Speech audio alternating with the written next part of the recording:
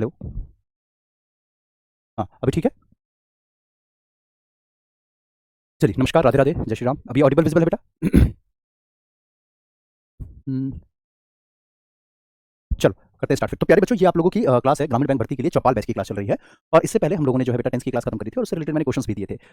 मैंने करीबन 50 क्वेश्चंस के आसपास दिए थे, लेकिन उसमें से 15 क्वेश्चन यहाँ डले थे। तो मैंने बाकी सोचे कि बाकी के क्वेश्चंस जो है वो मैं आपको टेलीग्राम के थ्रू आपके उसमें प्रोवाइड कर दूँगा और एप्लीकेशन पे उसका पीडीएफ अलग से डलवा दूँगा।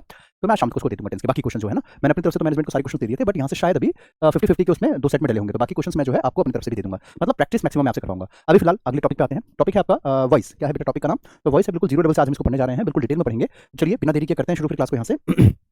एक बहुत ही प्यारी और शानदार सी लाइन है, बहुत ही अंदर से आपको झकझोर के रख देने वाली लाइन है कि मजबूर हो तो मजबूत बनो, दुनिया असफल लोगों की परवाह नहीं बल्कि सफल लोगों का पीछा करती है। बिल्कुल सही बात है कि अगर आप मजबूर हो तो मजबूत बनिए। दुनिया को कोई परवाह नहीं पड़ता है कि आप कितने कितने ज़्यादा आप गरीब थे, कितने असफल हुए, क्या रीज़न था, नहीं। आप भाई अगर असफल हो तो हो, बस दैट्स इट। आपके ऊपर ठप्पा लग जाएगा उस चीज़ का, ठीक है। चलो अभी वॉइस को हम सीखेंगे बिल्कुल बेसिक से। मैं ये मान करके चल रहा हूँ कि आप लोग बिल्कुल जीरो लेवल से सीखने वाले स्टूडेंट हैं, ठीक है। चलिए तो करते हैं स्टार्ट। ध्यान से सुनना बेटा। देखो, वॉइस जैसे कि आप सभी को पता है, बचपन में भी आपने पढ़ा होगा कि हमारे पास वॉइस एक होता है एक्टिव वॉइस और दूसरा होता है बाबू पैसिव वॉइस। कौन कौन से होते हैं? एक होता है आपका एक्टिव वॉइस और दूसरा होता है बेटा आपका पैसिव वॉइस, है कि नहीं? एक्टिव वॉइस और दूसरा है आपका पैसिव वॉइस, ठीक।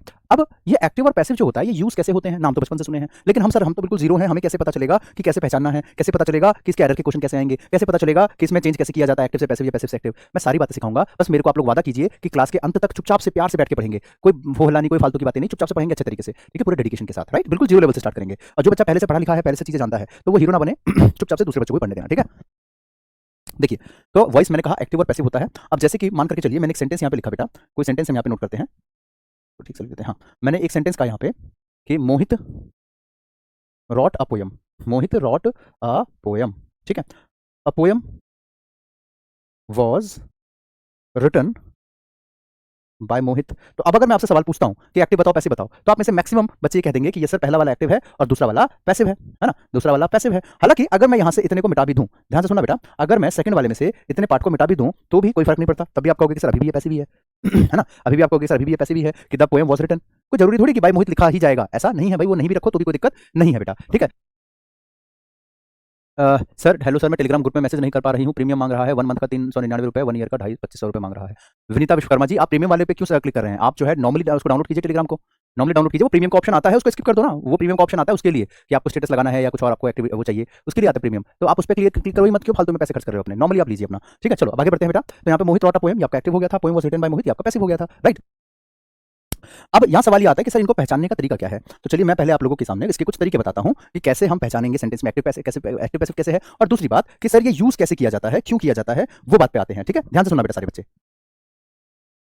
देखो, मैंने कहा कि मोहित ने पोयम लिखा और पोयम लिखा गया मोहित के द्वारा। ये बताओ कि क्या इसकी मीनिंग में फर्क है? नहीं। क्या इसकी मीनिंग में फर्क था? नहीं। क्या इसके टेंस में कोई फर्क था? नहीं। बोलने का तरीका ही तो अलग अलग है भाई। मीनिंग सेम है, टेंस सेम है, बोलने का तरीका ही तो अलग अलग है ना, है कि नहीं? बिल्कुल। मैं कहता हूं कि सुरेश ने कुर्सी तोड़ी और कुर्सी तोड़ी गई सुरेश के द्वारा। मैं इंग्लिश पढ़ाता हूं, इंग्लिश पढ़ाया जाता है मेरे द्वारा। तो भाई दोनों में बात तो एक ही है, दोनों में बात तो एक ही है। बस ये है कि सेंटेंस को घुमा के बोल दिया। तो सवाल ये है कि जब हम दुनिया की सारी बातें एक्टिव में बोल सकते हैं तो पैसिव क्यों सीखे? क्यों, क्या होता है, क्यों रीजन क्या है? बचपन से आपको एक्टिव पैसिव सिखाया जा रहा है। जब हम दुनिया की सारी बातें एक्टिव में कह सकते हैं तो पैसिव क्यों सीखें?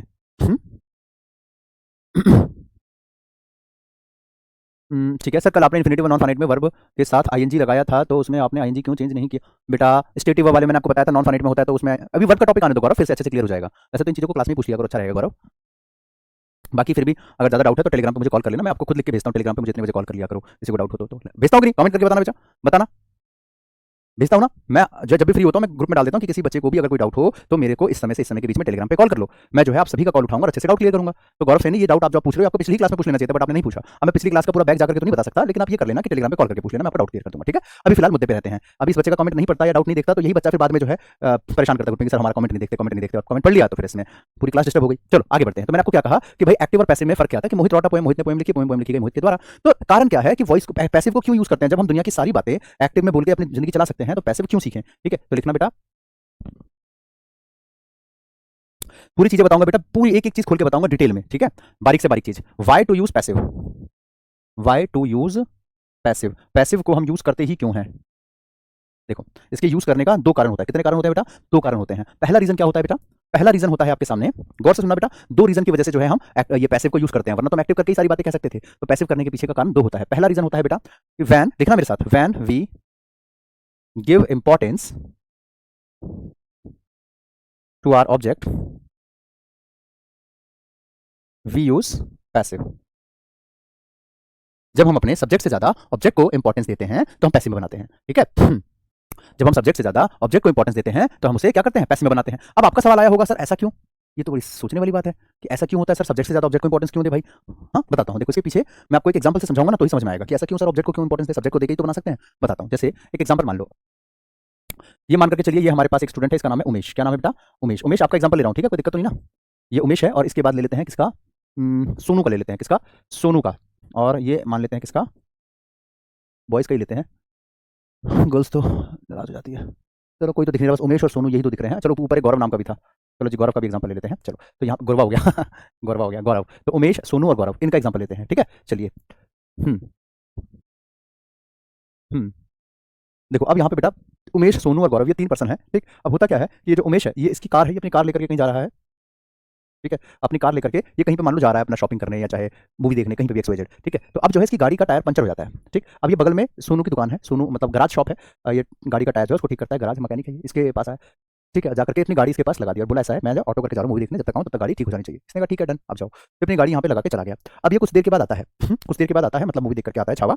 अब मूवी देख करके आता है और कहता है कि भाई मेरी गाड़ी ठीक हो गई। तो देखो ये गाड़ी को ठीक होने की बात को ये कैसे जवाब देगा, 2 तरीके से जवाब दे सकता है। कैसे कैसे, 2 तरीके से। पहला जवाब तो ये, पहला जवाब तो देगा कि गौरव आपकी गाड़ी ठीक कर रहा है। एक तो ये तरीका हो गया, गौरव ठीक कर रहा है, मतलब गौरव क्या, मैकेनिक है, ठीक है। गौरव क्या है, तो मैकेनिक है, गौरव को बोला कि तू ठीक करके दे जल्दी से। एक तो तरीका ये हो गया कि गौरव आपकी गाड़ी ठीक कर रहा है। दूसरा, दूसरा कि आपकी गाड़ी ठीक हो रही है या ठीक की जा रही है गौरव के द्वारा,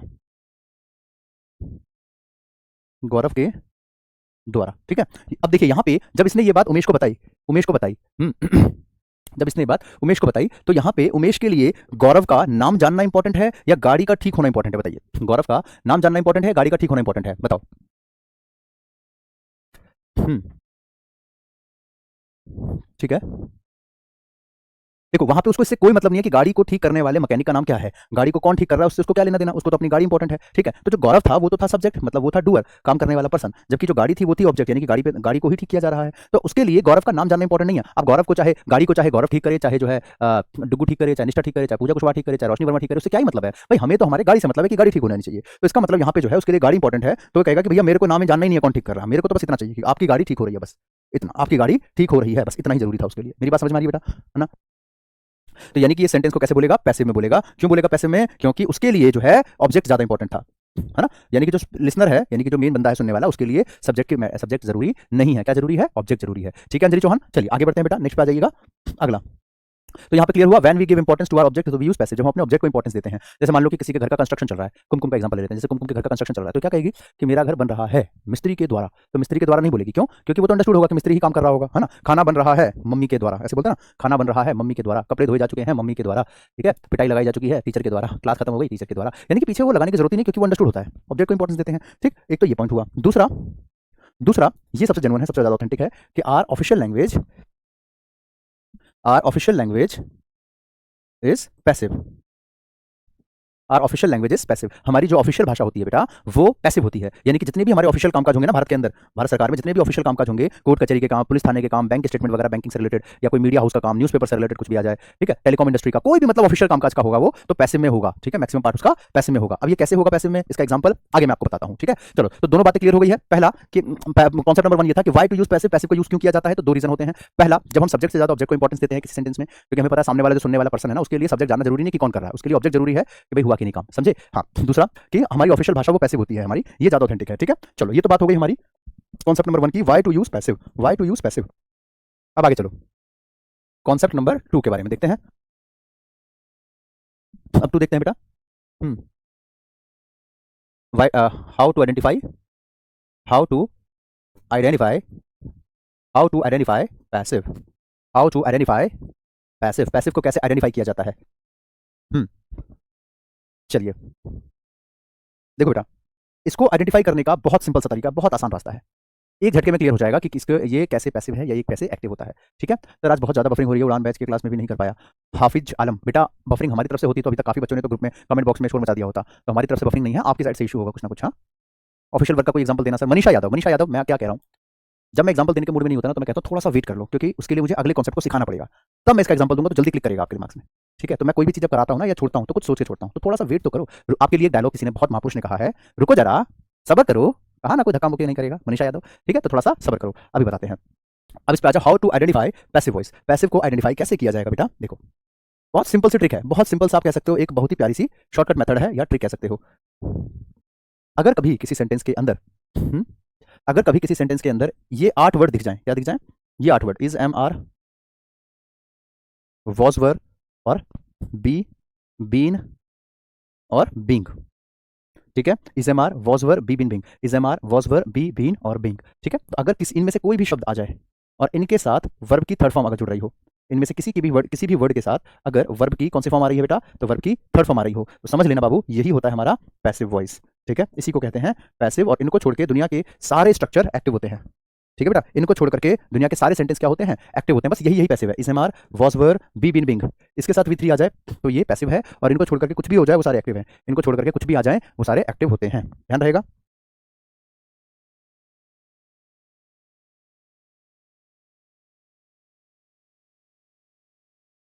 उतार लिया। चलो, चिन्नू बाबू बड़ा प्यारा नाम है सर, जिसमें बाई लगा हो, यही तो तुम्हारी गलती है बेटा, बाई लगा हो ऐसा नहीं है। बाई का कोई जरूरी नहीं है, बाई नहीं भी लगा हो तो भी पैसिव बन सकता है, बाई के बिना भी बनता है, अभी बताऊंगा आगे आपको। ठीक है, चलो, तो यहाँ पे हाउ टू आइडेंटिफाई पैसिव, तो is, am, are, was, were, be, been, being, इनके साथ अगर कभी भी वी3 आए तो ये पैसिव है, बाकी सारे एक्टिव हैं। जैसे कि एग्जांपल के तौर पे मैं आपको करके बताता हूँ, जैसे यहाँ पे ये सेंटेंस है। ठीक है, यहाँ पे आपके सामने सेंटेंस लिखा है, was he writing a letter. यहाँ पे ये बताओ, ये जो राइटिंग लिखा हुआ है बेटा, ये वर्ब की कौन सी फॉर्म है बेटा, राइटिंग। राइटिंग जो है ये वर्ब की कौन सी फॉर्म है बाबू, तो वर्ब की आईएनजी फॉर्म है। क्या ये वर्ब की थर्ड फॉर्म थी, बताओ, क्या ये वर्ब की थर्ड फॉर्म थी, नहीं थी ना, तो इसका मतलब ये एक्टिव होगा, पैसिव तो हो ही नहीं सकता। यहाँ पे आ जाओ, ये वर्ब की थर्ड फॉर्म है, यस सर, इससे पहले चेक करो, इज, एम, आर है, नो, वॉजवर है, नो, बी, बीन, बिंग है, बताओ, बी, बीन, बिंग है, हाँ सर बी तो लिखा है, इसका मतलब ये पैसिव है। बेटा जो मैंने आपको ट्रिक बताई ना, वो मेरे 12 साल के पढ़ाने का, मेरे 12 साल के एक्सपीरियंस का निचोड़ है। और कुछ मत सोचो सर ये क्यों नहीं होता, वो क्यों नहीं, कुछ मत सोचो, सिर्फ ये 8 वर्ड रट लो, is, am, are, was, were, be, been, being. अगर आपने जिंदगी में टेंस नहीं पढ़ा, आपने जिंदगी में वॉइस नरेशन कुछ नहीं पढ़ा ना, ये आर के महतो की जुबान और गारंटी है कि आप लोगों को इसमें एक भी दिक्कत नहीं आएगी कहीं पे भी, अगर मैं जैसे पढ़ा रहा हूँ वैसे पढ़ते रहे तो। ठीक है, लॉजिक आगे बताऊंगा, पहले मैजिक देखो। तो अगर is, am, are, was, were, be, been, being किसी के साथ वी3 आ जाए तो वो पैसिव है। तो देखो ना, बी के साथ वी3 आ रहा है, पैसिव। यहाँ पे लिखा आपका इन्फॉर्म्ड, वर्ब की थर्ड फॉर्म है, इससे पहले क्या लिखा था आपका, वॉज, वर लिखा है, ये भी आपका पैसिव। और आगे बढ़ो, अरेस्टेड लिखा था, थर्ड फॉर्म है, इससे पहले चेक करो, इज, एम, आर है, नो, वॉज, वर है, नो, बी, बीन, बिंग है, ये सब बीन आ गया, इसका मतलब ये भी आपका पैसिव हो गया, है ना, ये भी आपका क्या हो गया, पैसिव हो गया। ठीक है, उसके बाद did he she ask my name. अब आस्क वर्ब की कौन सी फॉर्म है, तो आस्क वर्ब की फर्स्ट फॉर्म है, क्या ये थर्ड फॉर्म बनी, तो नहीं, थर्ड फॉर्म तो नहीं है, थर्ड फॉर्म होती तो पैसिव सोचते ना, तो यहाँ पे तो वर्ब की फर्स्ट फॉर्म है, तो फर्स्ट फॉर्म है तो जाहिर सी बात एक्टिव ही होगा, क्या होगा आपका ये, तो एक्टिव ही होगा। पैसिव होने के लिए वी3 चाहिए, वर्ब की थर्ड फॉर्म चाहिए, वो भी is, am, are, was, were, be, been, being किसी के साथ। ठीक है, तो ये आपका एक्टिव हो गया। और आगे चलते हैं, यहाँ तक सबको समझ में आ गया, एक बार बताओ कमेंट करके मुझे, यहाँ तक सबको समझ में आ चुका है, बोल दो यस सर, क्लियर है, फिर मैं आगे बढ़ूँ। मैं फिर से बता देता हूँ, देखो, is, am, are, was, were, be, been, being इनके साथ वी3 आ जाए तो वो पैसिव होता है। तो यहाँ पे हमने देखा कि भाई हमारे पास तो ना इज, एम, आर, ना वॉज, वर, ना बीन, बिंग, ना ही हमारे पास कोई वर्ब की थर्ड फॉर्म। ठीक है, तो यहाँ पे आपका जो है ये एक्टिव है। अच्छा यहाँ पे आ जाओ, यहाँ पे वी3 लिखा हुआ है, सॉल्व, उससे पहले देखो बी है, बी के साथ वी3 आ रहा है, पैसिव। यहाँ पे देखो वर्ब की थर्ड फॉर्म, पहले वॉज, वर आ रहा है, पैसिव। यहाँ पे वी3 लिखा हुआ है, साथ में बीन आ रहा है, अगेन पैसिव। यहाँ पे तो वर्ब की थर्ड फॉर्म थी ही नहीं, तो एक्टिव ही होगा। आगे बढ़ो, अब इसमें एक काम करो, एक बार अपने आप से मुझे करके बताओ, इनमें से कौन सा एक्टिव है और कौन सा पैसिव है। मैं स्क्रीन से साइड हो रहा हूँ, और उसके बाद जो मैंने ऑफिशियल लैंग्वेज वाला बताया था ना, उसका भी एग्जांपल दूंगा इनके बाद। ठीक है, करके बताओ एक बार जल्दी जल्दी, जैसे मैं पढ़ा रहा हूँ ना वैसे पढ़ो। ठीक है, आगे पीछे कूदने की कोशिश मत करो।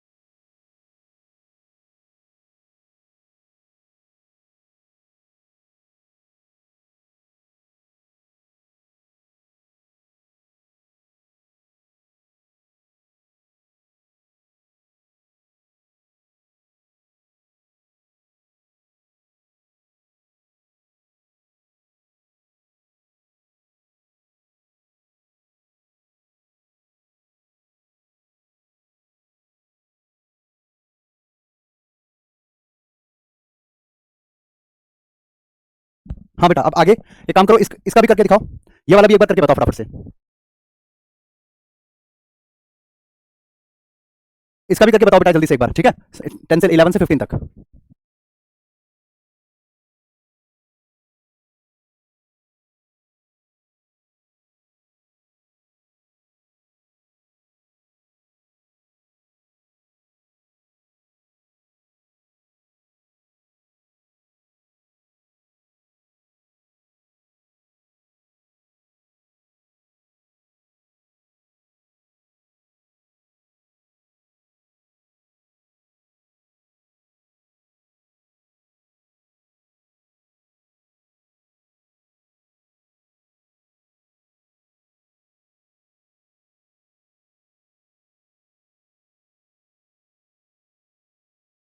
चलो बेटा अब देखते हैं एक बार इसमें देखिए तो यहाँ पे they don't want to play with you. अब ध्यान से देखो बेटा, यहाँ पे मैंने आपको 10 सेंटेंस दिए, ठीक है। अब मैं आपको समझाता हूँ कि यहाँ पे इनमें से कौन कौन सा था जो डायरेक्ट एक्टिव या डायरेक्ट पैसिव का दिखा रहा है। ध्यान से सुनिएगा बेटा।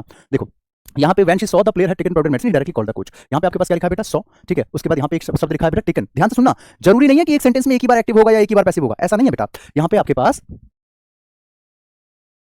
अच्छा एक सेकेंड,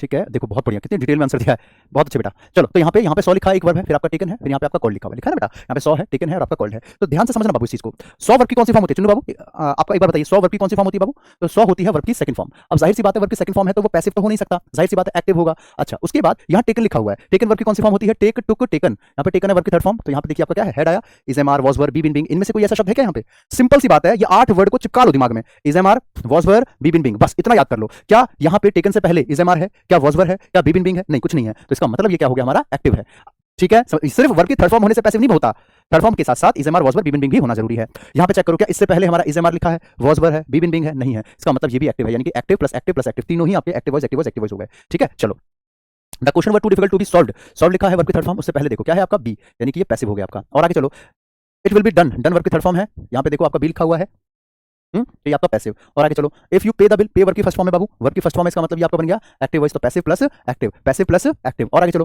कनक में टेल यू द ट्रूथ, तो यहाँ पे टेल लिखा है बाबू, वर्ब की कौन सी फॉर्म है, फर्स्ट फॉर्म है, ठीक है। टेल लिखा है जो कि वर्ब की फर्स्ट फॉर्म है। उसके बाद टॉक है, ये भी वर्ब की फर्स्ट फॉर्म है। तो दोनों फर्स्ट फॉर्म लिखा है, तो दोनों ही एक्टिव एक्टिव, ठीक है। क्या सर एक सेंटेंस में 2 बार भी वॉइस होते हैं, बिल्कुल होते हैं।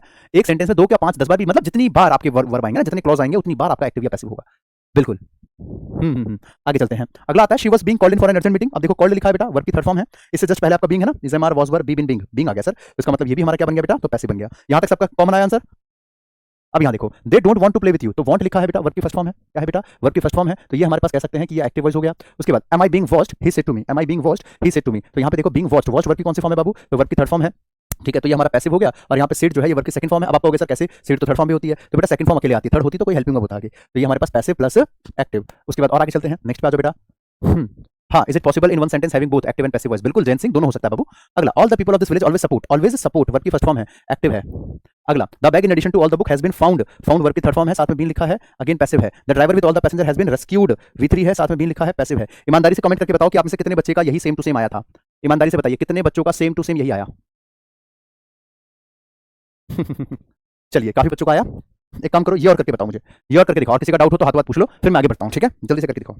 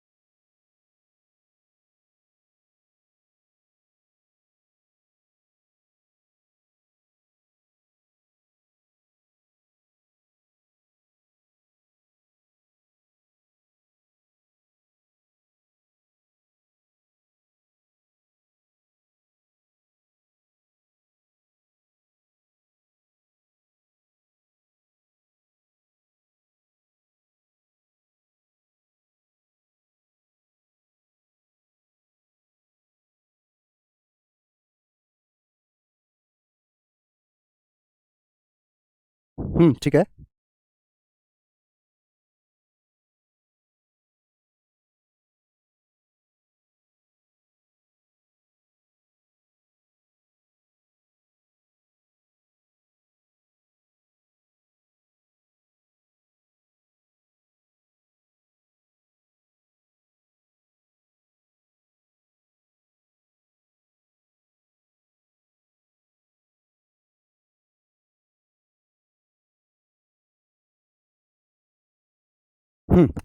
चलो अब देखते हैं। हाँ बहुत बढ़िया।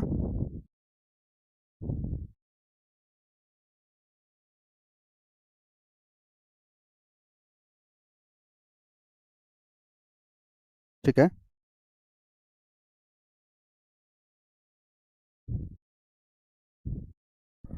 देखो अब कैसे किया जाना है बेटा, ध्यान से सुनना, कितना आसानी से होना है ये सारा का सारा। If you will award sorry you will be awarded if you complete your task before sunset. तो अवॉर्डेड लिखा है बेटा, वर्क की थर्ड फॉर्म है, ध्यान से देखिएगा बिल्कुल। राइट राइट तो यहाँ पे बेटा आपके पास जो है अवॉर्डेड V3 है, उससे जस्ट पहले आप चेक कीजिए क्या लिखा है आपका, बी लिखा है। जस्ट पहले क्या लिखा है बाबू आपका, बी लिखा है, इसका मतलब ये पैसिव है। अच्छा उसके बाद यहाँ पे और आगे बढ़ो तो लिखा इफ यू कंप्लीट वर्क की फर्स्ट फॉर्म है, तो फर्स्ट फॉर्म है तो जाहिर है कि पैसिव के साथ आपका क्या होगा बेटा, तो पैसिव के साथ आपका एक्टिव हो गया है ना, पैसिव के साथ आपका एक्टिव हो गया। आगे शी डिड नॉट टॉक, अब टॉक वर्क की फर्स्ट फॉर्म है और she was not invited V3 है, साथ में वाज आ रहा है, तो आगे वाला एक्टिव हो गया और पीछे वाला आपका पैसिव हो गया। हाँ कि ना, समझ में आया कि नहीं आया बेटा सभी को, कमेंट करके बताइए। उसके बाद यहाँ पे he may be your good friend but I don't like his behaviour, he may be your good friend, यहाँ से लेकर के यहाँ तक एक सेंटेंस हुआ गुड फ्रेंड तक, और उसके बाद यहाँ पे but I don't like his behaviour, ये एक दूसरा पार्ट हुआ है ना, दूसरा क्लॉज हुआ। तो लाइक वर्क की फर्स्ट फॉर्म है और यहाँ पे आपने अगर मेरे से टेंस पढ़ा हुआ है तो याद होगा कि जब मेन वर्ब ना हो तो हेल्पिंग को मेन मानते हैं, और आपका बी वर्क की फर्स्ट फॉर्म होती है ना, तो वो भी फर्स्ट फॉर्म है ये भी फर्स्ट फॉर्म है, इसका मतलब दोनों ही आपका एक्टिव प्लस एक्टिव है, दोनों ही एक्टिव है। पैसिव के लिए सिंपल सा फंडा है कि V3 होना चाहिए, वो भी is am are was be been being के साथ। आगे बढ़ो, please let me know, know verb की फर्स्ट फॉर्म है, इंटरोगेटेड वर्क की थर्ड फॉर्म है ना, उससे पहले आपका इज एम आर लिखा है, तो active plus passive, active plus passive. अगला she will be awarded, awarded V3 है, साथ में आपका बी लिखा है, तो ये आपका बन गया पैसिव। सबको समझ में आ गया, ईमानदारी से बताओ, सबको क्लियर हुआ, जल्दी से बोलो, जल्दी जल्दी बताओ बेटा। ये लो मैं साइड हो जाता हूं, एक बार मैच कर लो अपना अपना।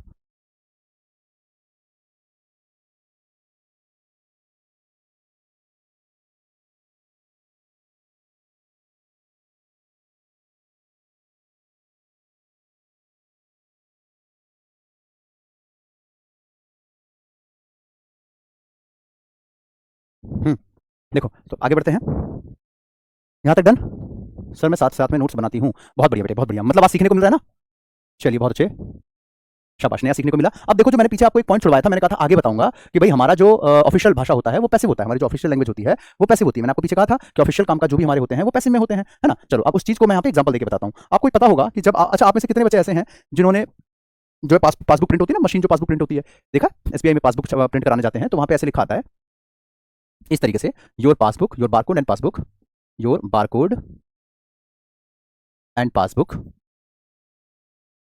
आर बीइंग वेरीफाइड, ऐसे करके लिखा होता है। जब आप कभी ना पासबुक प्रिंट कराने वाली मशीन पे देखना ऐसे लिखा होता है, your barcode and passbook are being verified, ठीक है, पैसे में लिखा हुआ है कि नहीं।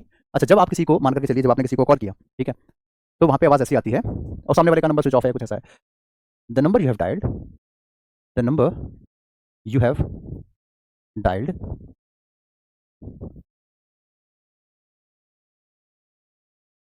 Dialled has been switched off, has been switched off, सुना है कभी। तो बीन के साथ वर्ब की थर्ड फॉर्म आती है कि नहीं आती है, आ रहा है, बीन के साथ V3 पैसिव हुआ कि नहीं हुआ। और आगे दिखाता हूं आपको, जब आप एटीएम में ट्रांजेक्शन करते हो, पैसा निकालते हो, तो लिखा आता है लास्ट में your transaction has been completed, transaction has been completed, देखा है कभी, हैज बीन कंप्लीटेड, कि तुम्हारी ट्रांजेक्शन जो है वो कंप्लीट हो चुकी है। बीन के साथ V3 आया, आया कि नहीं आया, इस तरीके से होता है। और एग्जांपल याद दिलाता हूं, रुक जाओ। जब आप एग्जाम देने जाते हो एग्जाम सेंटर पे, तो वहां पे एग्जाम सेंटर पे आपका जो वो होता है ना, क्या बोलते हैं, एंट्री टिकट, ठीक है, एंट्री टिकट का मतलब आपका एडमिट कार्ड, उसके पीछे कभी देखना लिखा आता है all the candidates, all the candidates are advised to reach the exam center on time, to reach the exam center on time। तो देखना बेटा यहाँ पे आपका लिखा है एडवाइज्ड V3 आया, कि सारे कैंडिडेट को एडवाइस किया जाता है, सारे कैंडिडेट्स को एडवाइस किया जाता है कि वो समय पे पहुंचे, है ना, इस तरीके से। इसके अलावा और एग्जांपल और देता हूँ आपको मस्त सा कोई, all the candidates are advise to reach the exam centre on time. जैसे आप न्यूज़पेपर पढ़ते हो, तो न्यूज़पेपर में अगर ये न्यूज़ आती है कि भाई 3 आतंकी मारे गए या 3 चोर पकड़े गए, तो ऐसे लिखा आता है कि थ्री टेररिस्ट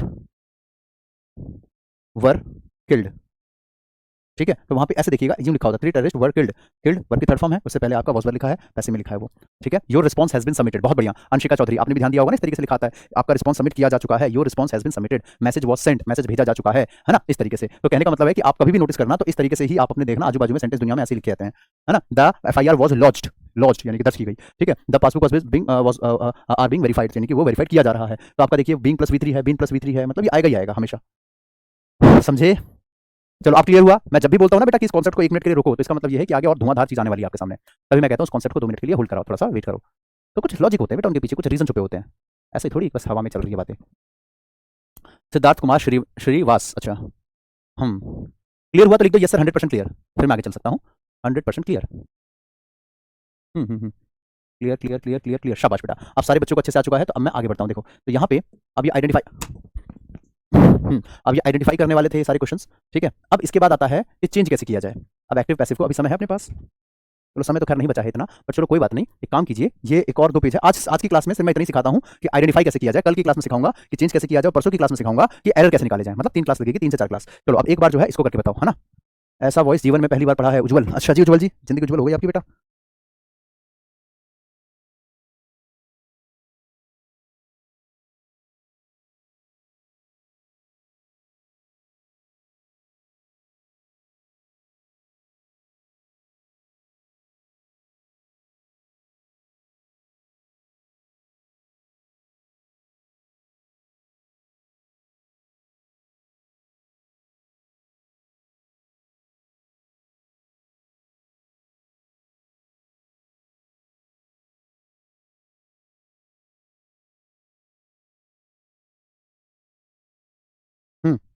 बहुत बढ़िया, बहुत बढ़िया।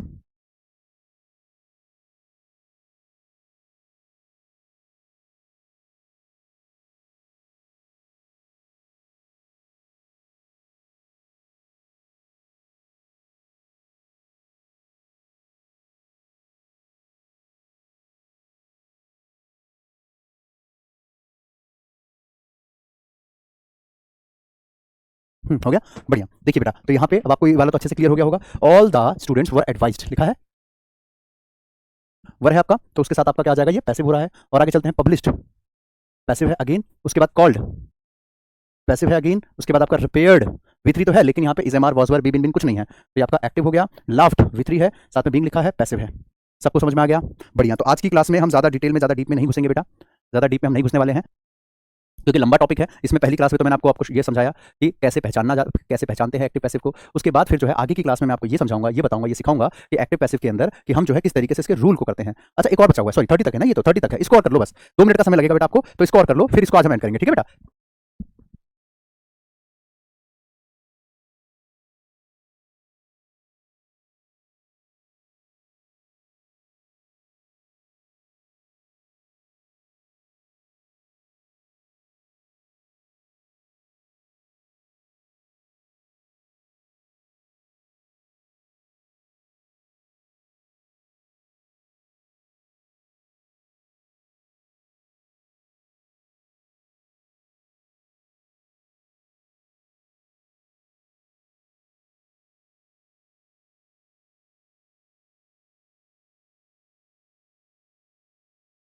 हम्म।